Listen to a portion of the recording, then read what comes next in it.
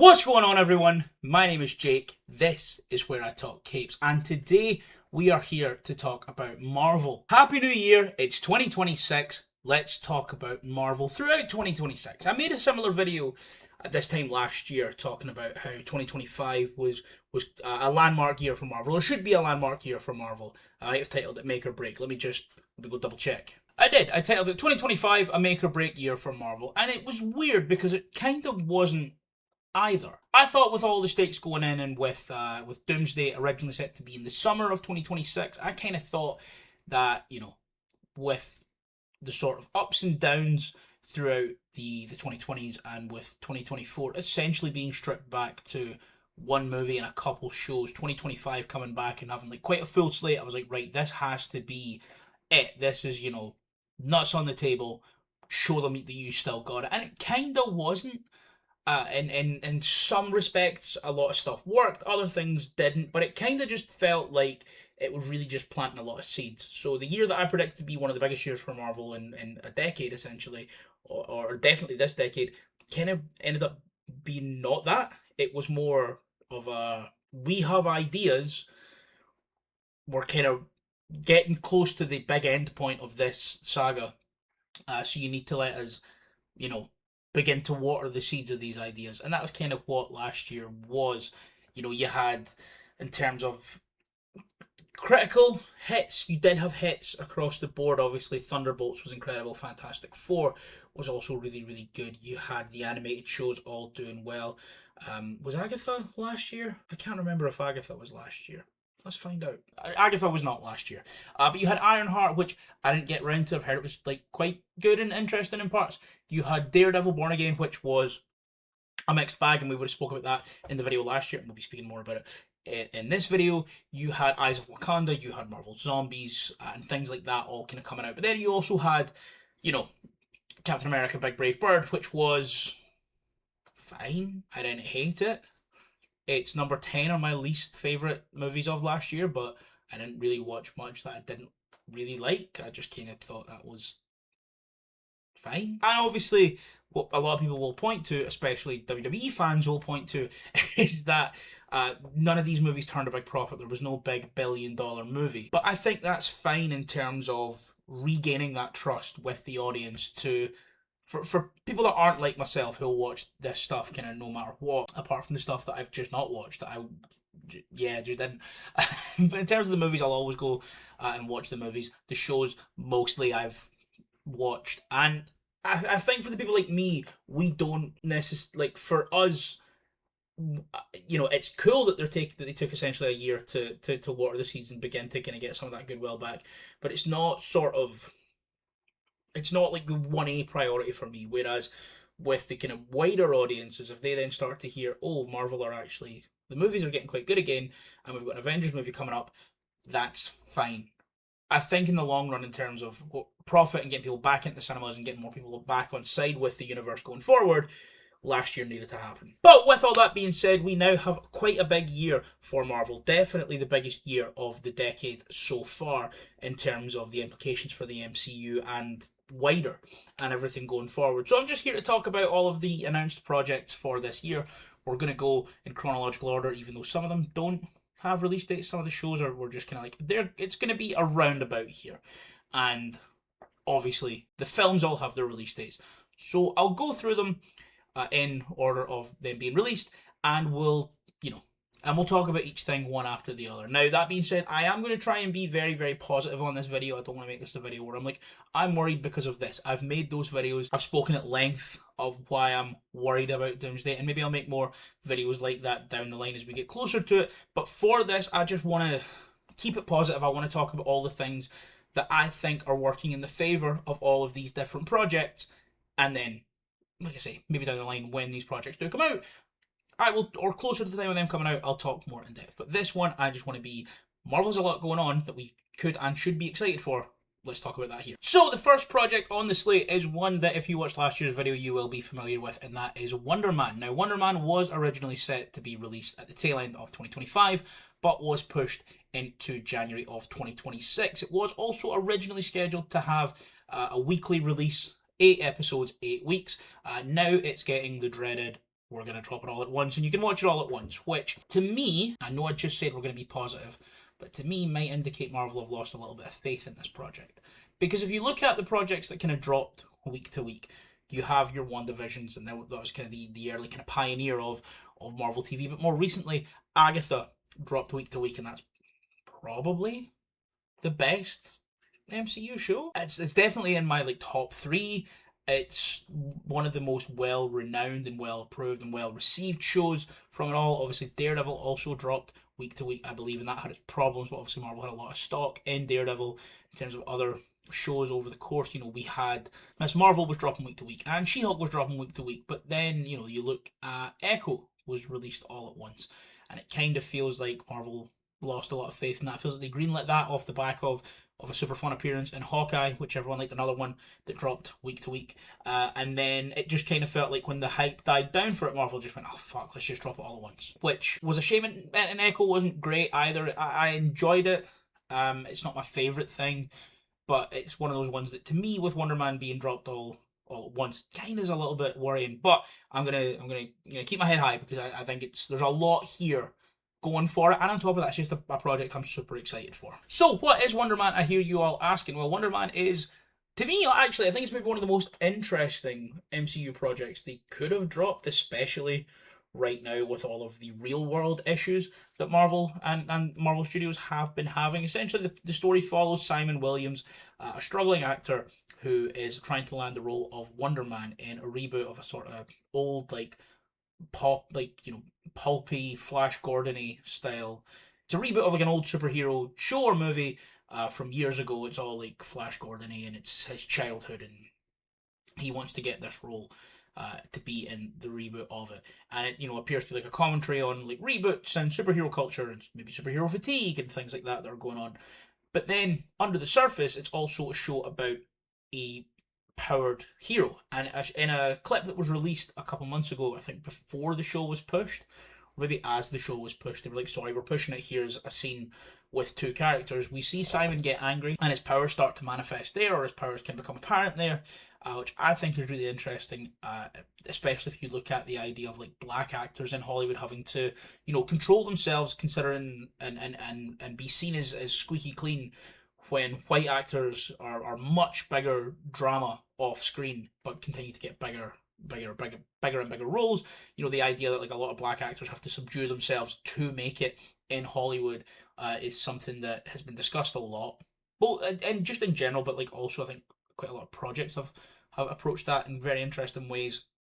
And I think kind of having it under the guise of a superhero and like superpowers is good. And then the way that that's kind of coming in, as we've seen in marketing very recently, I believe it's called the Doorman policy. There's been posters that have been put out talking about the Doorman policy, or the Doorman Act, or something like that. That essentially says any actor who wants to work in Hollywood has to disclose if they have superpowers before getting this role.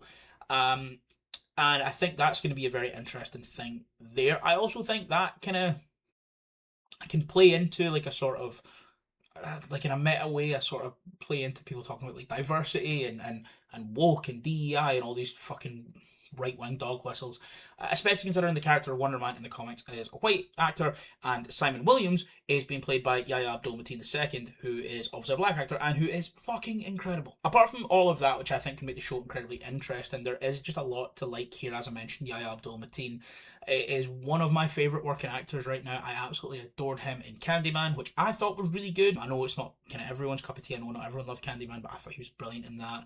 And he's been brilliant in everything else I've seen him, but that to me is the one big standout. Obviously, we have the return of Trevor Slattery, Ben Kingsley. The first time we've seen him since he was Wenwu's prisoner back in Shang-Chi, and he is Simon's acting coach in this.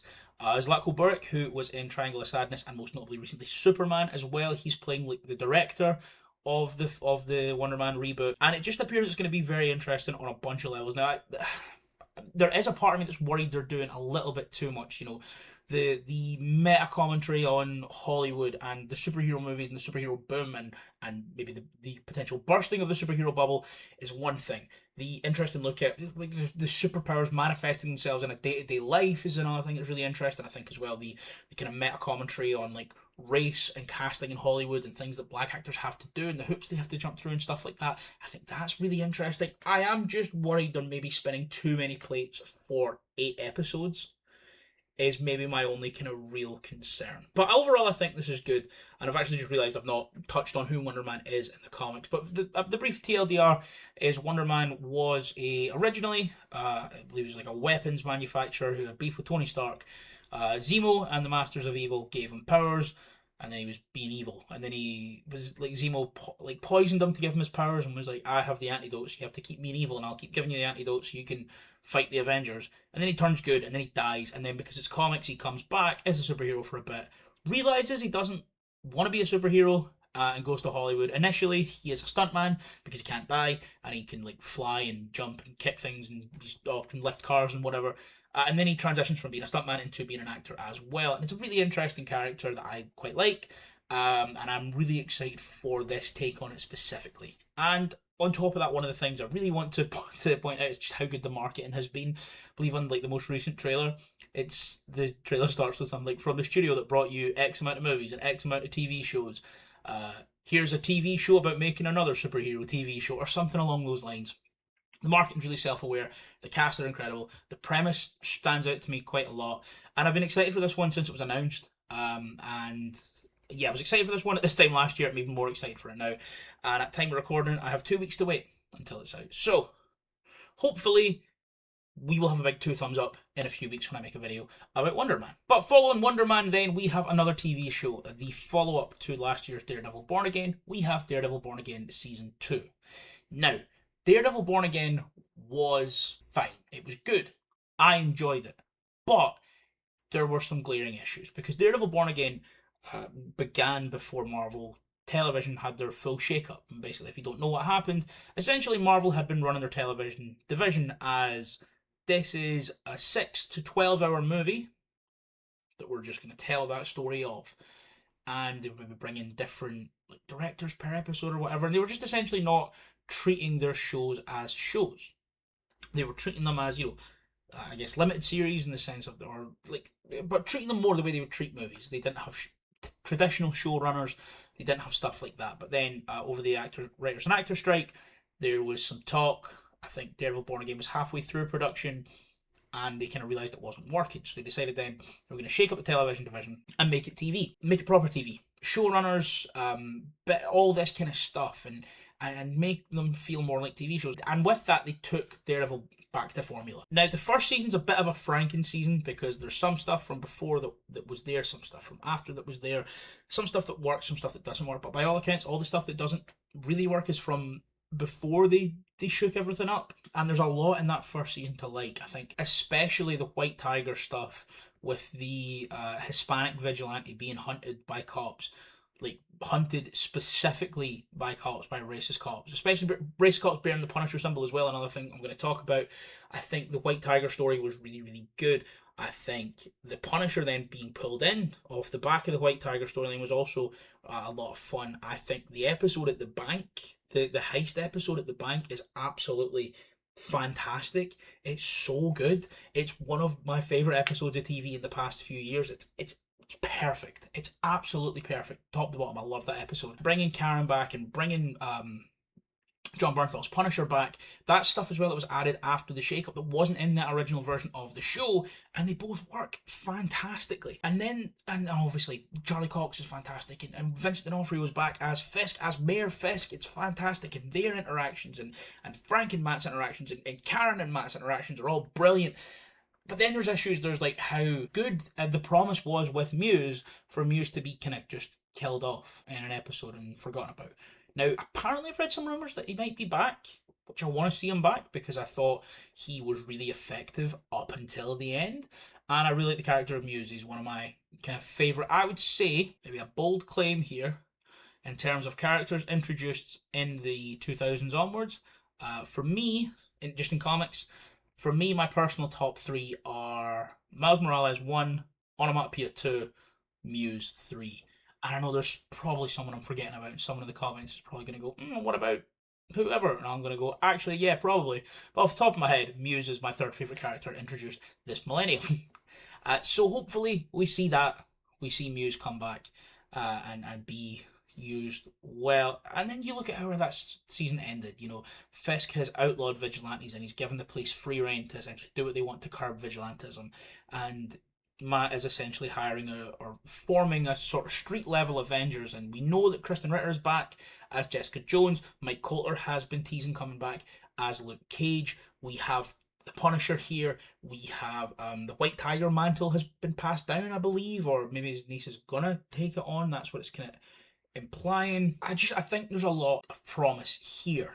And I've seen people say if this season doesn't land, that might be it for Daredevil in the MCU, at least with his own led projects. Maybe he would come in to Spider-Man projects or kind of filtering out of whatever. But I don't really see a world in where we have to live in that reality, because the people who took over and the people who were responsible for what made season 2 or season 1 of Daredevil Born Again work so much are the people who are in charge of Daredevil Born Again season 2. I believe the showrunner's name is Dario Scardapani. And just based off of, you know, what we got in the first season, I'm more than willing to follow him into battle for season 2, as it were. And next up then, this is something that doesn't actually currently have a release date. I feel it's probably going to come right after Born Again and before the next thing. It could possibly be in the middle of Born Again. I don't know, but this is, of course, Jon Bernthal's baby, The Punisher special presentation. The Disney Plus special presentations are actually a format that have been criminally underused within the MCU, and to me, I don't know why, because they're kind of the perfect out for stuff you don't really know what you want to do with. Obviously, we had Werewolf by Night, and we kind of get introduced to the kind of monster side of Marvel Comics, and we get introduced, you know, to the Man-Thing and Elsa Bloodstone, and obviously Werewolf by Night, and that was really, really good. I thoroughly enjoyed that. That special presentation. It was like 40 minutes or something like that. I thought it was a lot of fun. I believe it released on Halloween 2023, and it was brilliant. And then we had the next special presentation, which was the Guardians of the Galaxy holiday special, released at like at Christmas time. Oh, no, it would have been 2022. Yeah, it would have been 2022. Released like at Christmas time as a sort of midpoint and a little thing to keep us going for Guardians Volume 3 coming out that following summer. And we've not had a special presentation since. And it's a format that I'm unsure as to why it's been seemingly scrapped.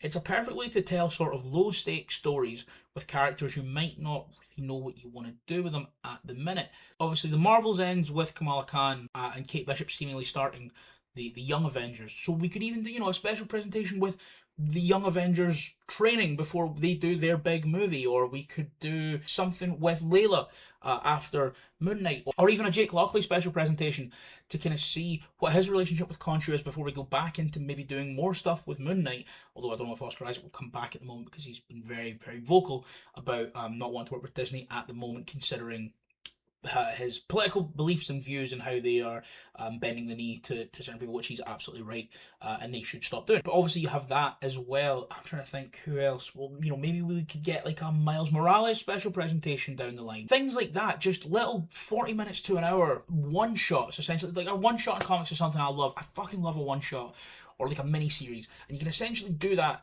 with the format of a special presentation. And it's back with the Punisher. Now, a lot of rumours are suggesting it's going to be called Welcome Back Frank, and set leaks have also kind of suggested it might be based on the Punisher miniseries Welcome Back Frank, which, to be fair, Welcome Back Frank is kind of what they adapted for the 2004 Punisher movie, the Thomas Jane one. All things considered, I'm really excited for this, especially considering who is involved behind the scenes. Now, this is 100% Jon Bernthal's baby. He fucking loves the Punisher, and when it was announced that he wasn't going to be in like Born Again, he was on like going on press being like, yeah, I don't know why the fuck I'm not going to be in Born Again. And then they rewrote Born Again, and he was like, I'm fucking back, baby.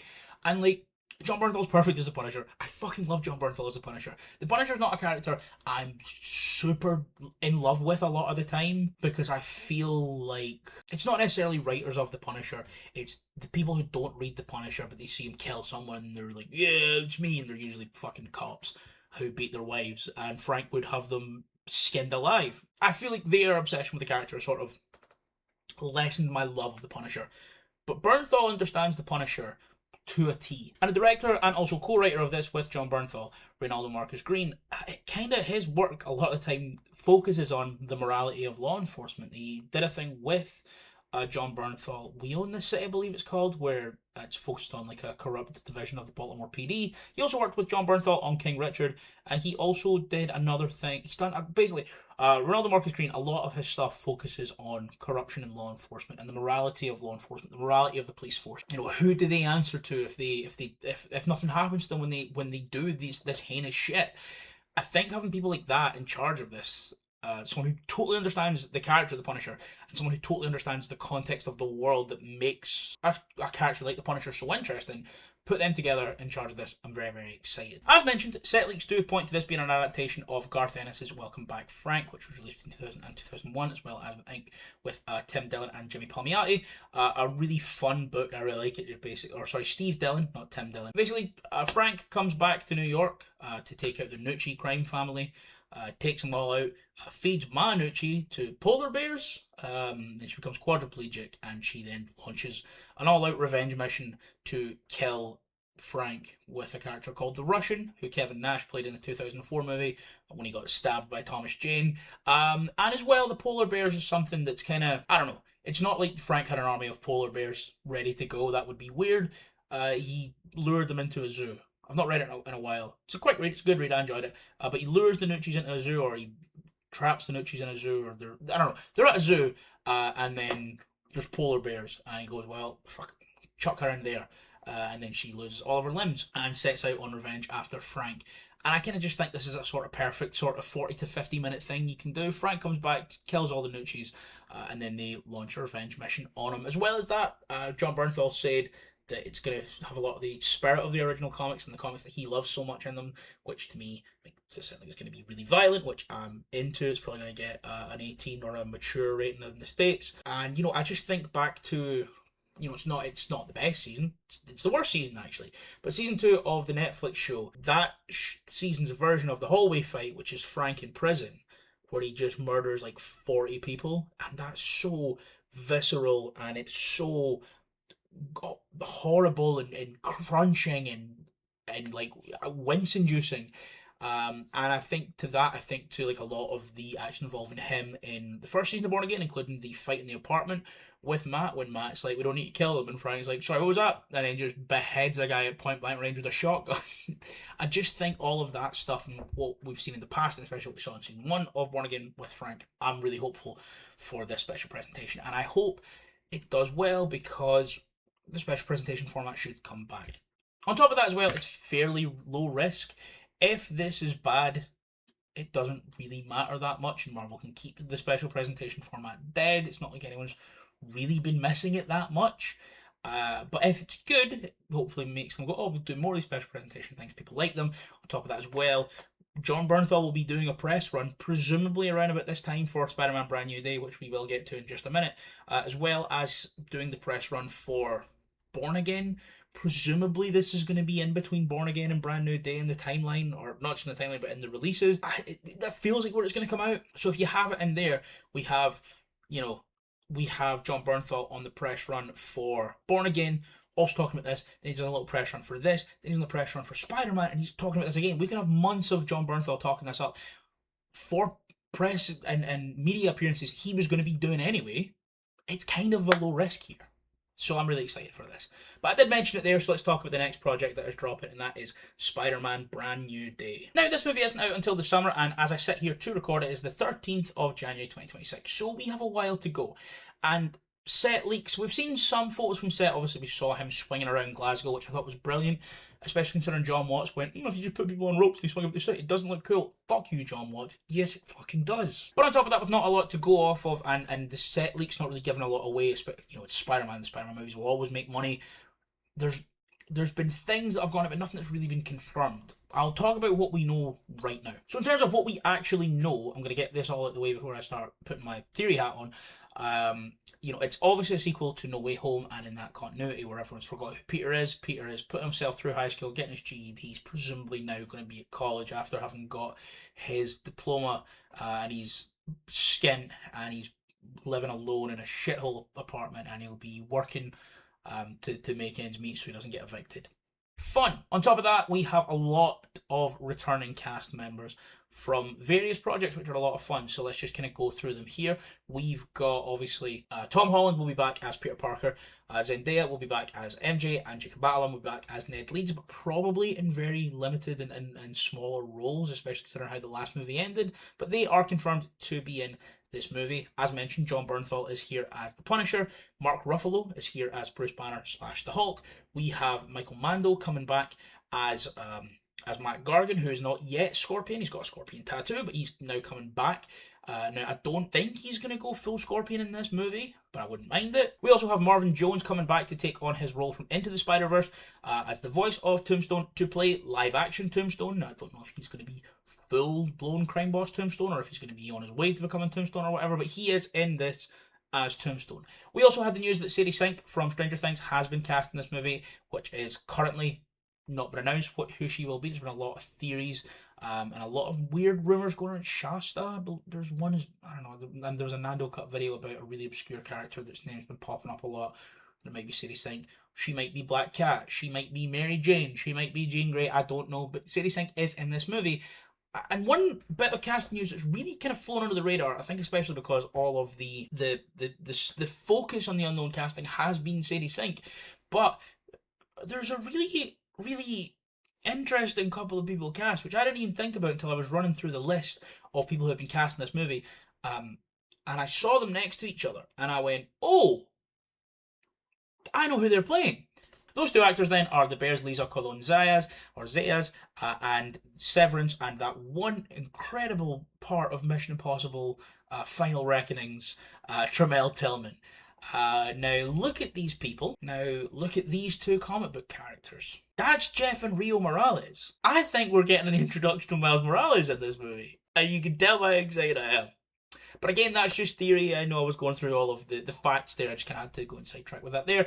Back to the facts now. On top of that, Destin Daniel Cretton is the director of this. He doesn't really have many big prestige movies under his belt, but he has Shang-Chi, which, even though it ended in a fight in a grey pit, it's amazing. It's so fluid. It's fantastic. The action in it is unbelievable. Jackie Chan's stunt team are the stunt team on this as well, and I don't have any reason to not be excited for this. Oh, on top of that as well, Tom Holland's in a real suit and not he's not got little dots all over himself. They're going to put in post. He's in a real suit from everything we've seen. So I'm very excited for this. Now again, close at the time, I'll talk about this more when more theories come out and more news comes out. We get more concrete stuff to talk about. But right now, my main theory, the main thing I'm pushing, Miles Morales is going to be in this movie. And I don't think he's going to be Spider-Man, but I think Miles Morales is going to be in this movie. So, you can come back here in July when the movie's out. You can come back here. You can leave your comments down below and you can just say Jake was right. What to do is let's just put in Jake was right just now, and then come back in July and go, yep, knew it. That's what you do. Everyone comment Jake, or comment Jake will be right, and then in July you can come back and edit your comments to Jake was right.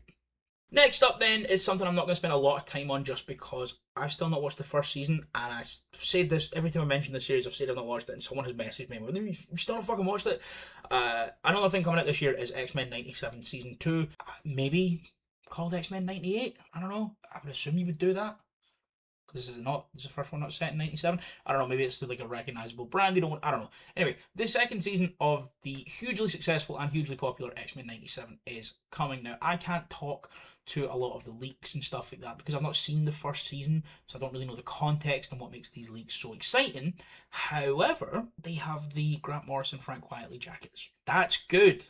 That's very, very good. And on top of that, apparently, the big arc for the season appears to be revolving around Apocalypse, which apparently he's in the post-credit for the first season, which checks out. And I know Apocalypse didn't have a huge part to play in the original animated show from the 90s.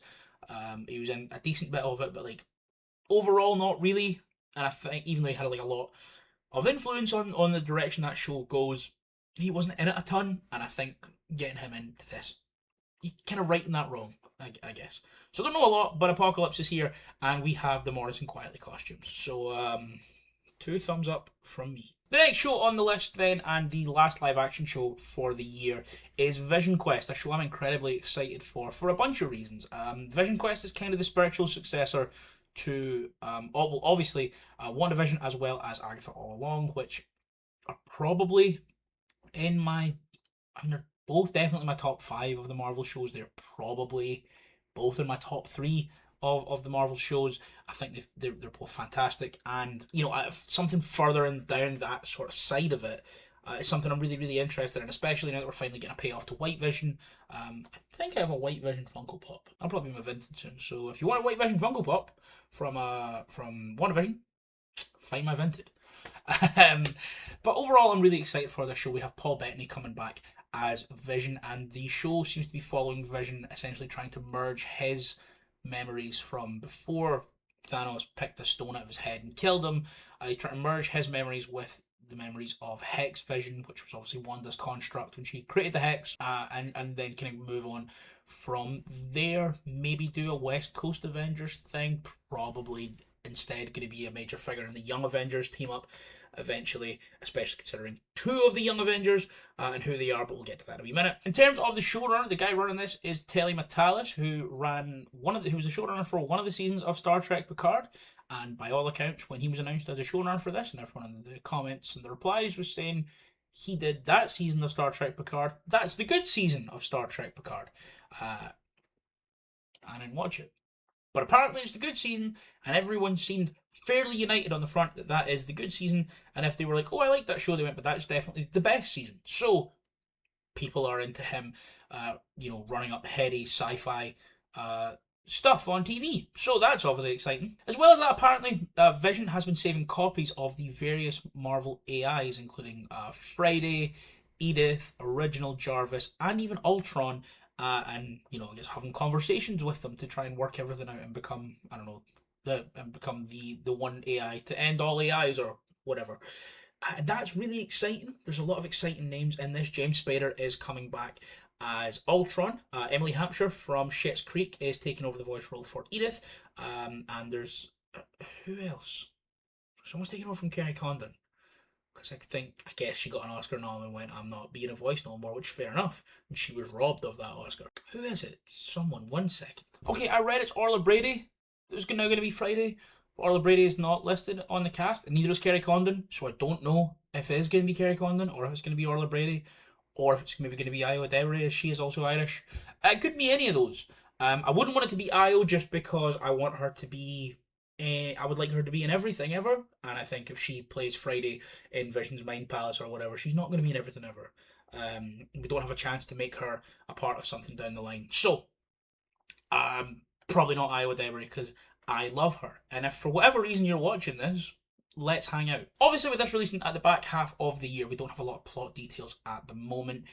Paul Bettany said it's going to touch on generational trauma, and I believe he referred to Vision being sort of Ultron's son in a way, which I think is a very interesting way to put it. Not necessarily to put that, but especially because we currently know the whereabouts of one of Vision and Wanda's kids with Wiccan, but we don't know what's going on with Speed. So, I think that he gets announced in here, and the Young Avengers becomes a lot more... We get a lot closer to a Young Avengers movie. There was a lot of talk initially as well that it was going to take... that it maybe take a lot of inspiration from the Vision's comic line or comic run, where Vision kind of goes crazy and creates a little AI family in like a weird suburban town or whatever, but that's just WandaVision, so I don't think it's going to draw from that very much. I could be wrong, but that's just what they did in WandaVision.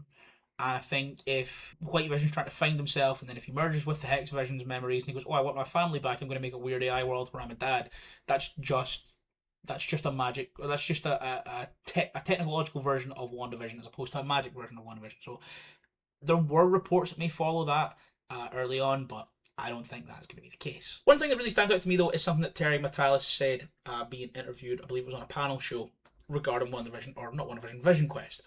He was asked, what is your favourite episode of this? And this is what he said. They're all very different. Each one of them are different types of movies. So each one I can say, can't wait for that. They all have favourite moments for me.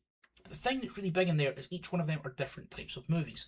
And especially considering he's come in as a sort of traditional showrunner, he doesn't mean this in the sense of like, this is now going to be treated as like an 8-part movie the way that the WandaVision and the early shows kind of were. I think this means, especially if this is a spiritual successor to WandaVision, which was like a take and was inspired and influenced by sitcoms. And each episode kind of followed like a sitcom format, a different.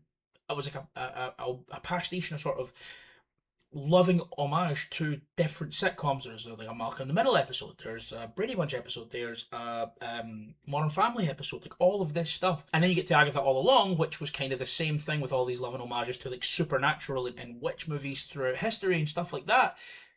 If this is now that version of that, this is now a take on the classic movies. I'm really excited to see where they draw the influence from, because I think the pastiches that the two shows that kind of come before this within the kind of direct line of it, that's what made both of those shows really, really interesting to me, and that's what made both of those shows work. So I'd be very excited to see what he truly means with that comment when we do get Vision Quest. There is just one more show then for the year. It is another second season to a show I still have to watch, and that is Your Friend the Neighborhood Spider-Man. I've heard by all accounts the first season is brilliant. I was really excited for this. And then the guy who plays Spider-Man was like, yeah, man, it's a good show. It's not woke. And I was like, oh, you're weird. And then I just didn't watch it. I just kind of, I was like, this guy's weird. And then I didn't watch it. But I've heard it's really good, and I need to get to it. Colman Domingo plays Norman Osborn. Just cast him as Norman Osborn in the films too.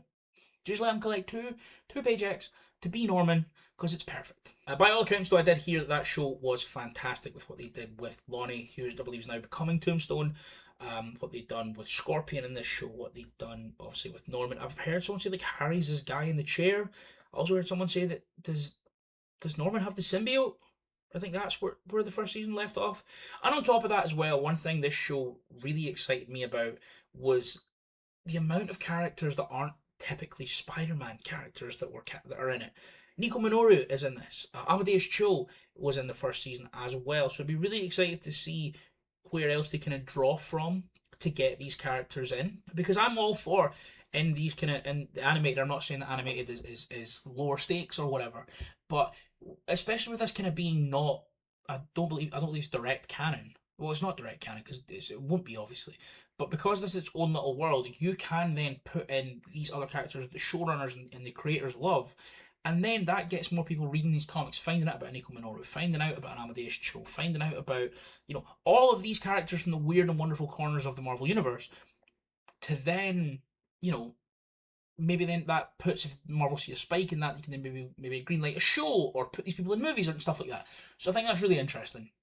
I don't have a lot to say because I've not watched the first season of the show, but by all accounts, it was very good, and you should be very excited for this season 2, which I am, and I'm going to get to it. Then that leaves us with the big one, with Doomsday. Avengers Doomsday to end out the year. Now, I've spoke at length about how I'm worried for this movie. I spoke at length about why I don't think Robert Downey Jr. is good casting. I spoke at length about how, the Russo brothers have kind of done nothing to prove to me since Endgame that they are worth their salt, especially as writers. I can't remember what one. Obviously, Christopher Marcus and Stephen McFeely wrote their biggest hits for them, and it's Marcus or McFeely is back. However, whatever one of them is back wrote The Electric State with the Russos, and I fucking hate The Electric State, and The Electric State just kind of shows off all my issues with them. But I think, as I've said it before, the Russos as well are also fraudulent brothers. The Russos, to me, thrive when they are given someone else's vision. They, Endgame and Infinity War are fantastic. The episodes of Community that they've done are fantastic. And when they don't have to think, when they don't have to be creative heads, when they are told, this is what we are doing, read this, you don't have a say in what happens on the pages, you take the pages and you put it here on the screen, I think they're fantastic there. So, if they are out of the loop on the creative side and the story side, I'm fine with it. I don't mean out of the loop on the creative side and the story side, but I think if they are a lot less hands-on with that, that's kind of where my faith in this movie comes from. And to be completely honest with you, despite all of the negativity I've kind of had about this, there's a lot to suggest this will be good. Now, Robert Downey Jr. is not the right choice for Doctor Doom. He never was. He never will be. Chances are he's not the main Doom going forward, especially considering the fact he has commanded a salary of $40 million per film for the two films here, this and Secret Wars. So chances are the real Doom will maybe kill him in Secret Wars when they reset the timeline or whatever, and it'll be like a younger actor, and everyone will rejoice. But just out with all of my reservations about it, it's not like he's a bad actor. He's just coming off an Oscar win 2 years ago. Like, he's obviously a really good actor, and he is a box office draw, a proven box office draw, especially for this studio. So I kind of feel like if it was anyone but Robert Downey Jr. that was cast as this, we wouldn't be like, oh, okay. I feel like we'd all be like, oh, Oscar winner who makes a lot of money. If it was Cillian Murphy, who everyone wanted, and I know Cillian Murphy would have been a good cast for it. But regardless, if you just didn't know who it was and you said, oh, the person who is being cast as one of the biggest comic book villains of all time for this movie that the studio kind of need to save themselves going forward, is a recent Oscar winner who is one of the highest grossing actors of all time and is a generational talent, you'd go, oh, class. It's just the fact that it's RDJ and it's lazy that we're kind of out on it. That doesn't mean I'm in on it, but that is me saying positives about this thing. On top of that, we have had the recent teasers come out. We know that Steve Rogers will be back. It crucially didn't say Captain America will be back. Steve Rogers has his baby, and I have my theories, but we'll talk about that maybe in another video. We then got the second teaser with Thor, again with his daughter, going back to not what he was in Love and Thunder, but going back to sort of old Avengers-y Thor. I guess some of Ragnarok, I guess towards the end of Ragnarok. Just gritty, badass Thor again. And we got the third teaser with James Marsden as Cyclops, and Ian McKellen and Patrick Stewart as Magneto and Professor X. James Marsden is wearing the classic blue and yellow Cyclops outfit, thank God. Bryan Singer, you will rot in hell for a lot of things that you did, and you keeping the X-Men out of their comic accurate costumes isn't one of the main things that will make you rot in hell for eternity and burn and die for. But that definitely doesn't help your case. That also makes me think when we get our MCU X-Men, they'll be wearing the Morrison and Quietly outfits. But overall, these trailers have been really good. And as of today, literally just before I hit recording this video, because I did record this and I've just came back to record it again because that new teaser came out, and also I just clocked that Tramel Tillman and Lisa Colon-Zayas are going to be playing Miles' parents. The new one just came out with the Wakandans meeting. I don't know if it's the full Fantastic Four, at least meeting Ben with one of my favourite things ever. King M'Baku addresses himself as King M'Baku to Ben and introduces himself, and Ben goes, I'm Ben from Yancey Street. It's perfect. It's perfect. No, there's a lot riding on this movie, and I am actually really excited for it. I think the closer I get, the more excited I am. When it was announced that, and then RDJ and stuff, I was out.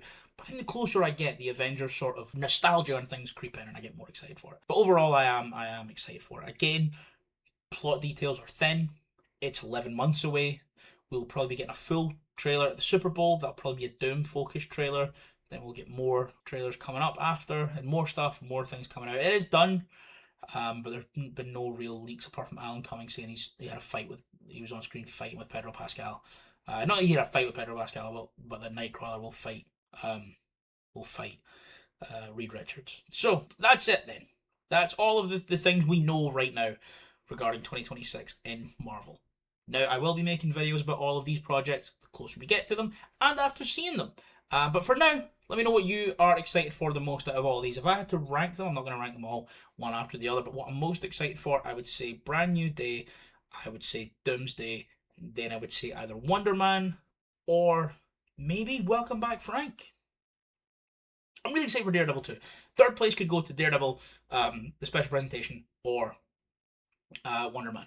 But those are kind of my top three. Again, well, that's my top five. There you go, that's my top five. But let me know what you are the most excited for down below for the rest of 2026. Let me know if you've got any theories. Let me know if you think any of my theories that I've suggested might be wrong. Let me know everything down below in the comments. Don't forget to like, share, and subscribe. Send us around. Show this to all of your friends. Tell them about the handsome man on YouTube with the good Marvel opinions. Once again, guys, my name is Jake. This is Where I Talk Capes. Thanks for watching, and I'll see you next time.